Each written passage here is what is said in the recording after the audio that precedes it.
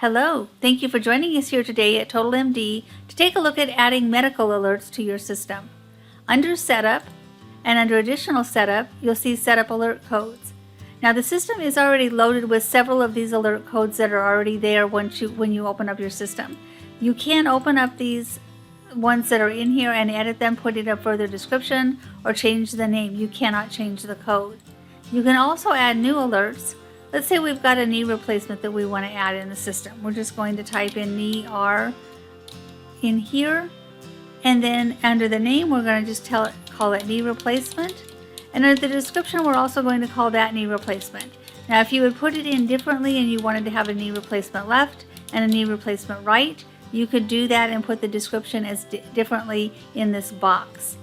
Once you have added the alert code to the system, you can go to the patient file, double click on the patient, and under medical alerts you can add any medical alerts you wish. We're going to go in and add that knee replacement to this particular patient.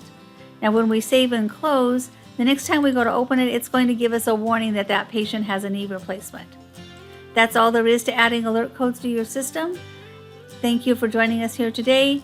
If you've got further questions regarding TotalMD, please give us a call, 800-613-7597. Option 2 is support. Option 3 is training.